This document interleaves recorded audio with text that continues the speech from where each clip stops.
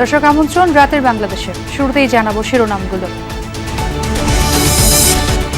Lab না থাকলেও মোরেলগঞ্জ স্বাস্থ্য কমপ্লেক্সে কেনা হয় রিএজেন্ট। মন্ত্রীর ঝটিকা সফরের স্বেচ্ছাচারিতা ও ক্লিনিকে রোগী দেখার প্রমাণ। অনেকগুলি অ্যানামোলিস পেয়েছি, পাশের ক্লিনিকটাও আমি ভিজিট করলাম। আমি ঢাকায় যাই, আমারও তো উত্তর কর্তৃপক্ষ আছে, আলাপ করে জনস্বার্থে যা করা দরকার তাই ইনশাল্লাহ আমরা করব।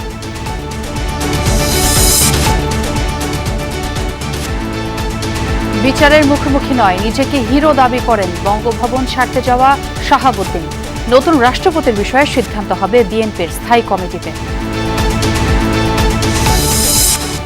সেমিকন্ডাক্টর হতে পারে অর্থনীতির পরবর্তী চালিকা শক্তি, বললেন প্রধানমন্ত্রী তারেক রহমান। স্বনির্ভর ও মেধাভিত্তিক রাষ্ট্র গঠনের প্রত্যয়। সমাজের সব স্তরে দলীয়করণ করছে সরকার। সিলেটে 11 দলের সমাবেশ, জামায়াত আমিরের অভিযোগ গণভোটের রায় বাস্তবায়নের দাবি নাহিদ ইসলামের।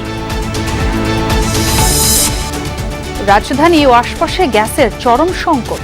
সিএনজি স্টেশনে যানবাহনের দীর্ঘ লাইন, ঘন্টার পর ঘন্টা দাঁড়িয়ে মিলছে নামমাত্র জ্বালানি। তারা কোথাও পায়নি। মানে গাড়ি চালানো যে কষ্ট, তার সাথে গ্যাস নেওয়া বেশি কষ্ট। আগেও গ্যাসের প্রেসার ভালো ছিল না, আর কি মোটামুটি ছিল, এখন একদম বেশি পরিস্থিতি খারাপ। কালকের থেকে মাটি চুলে রান্দাবাড়ি করতেছি, মেহমান বিদায় করে লেবো।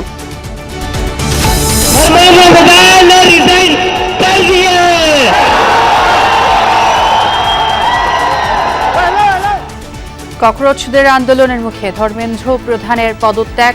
মোদী সরকারের নতুন শিক্ষামন্ত্রী প্রহ্লাদ যোশী। সব দাবি মেনে নেয়ার কর্মসূচি প্রত্যাহার করল সিজেপি।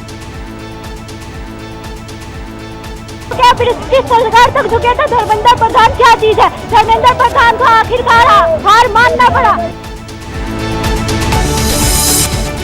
এছাড়াও রাতের বাংলাদেশে আরো থাকছে। কাফরুলে যুবদল কর্মী ইউসুফ আলী হত্যাকাণ্ডে জড়িত 4 জনকে গ্রেফতার। কিলিং মিশনে অংশ নেওয়ারা ছিল ভাড়াটে শুটার, বলছে পুলিশ।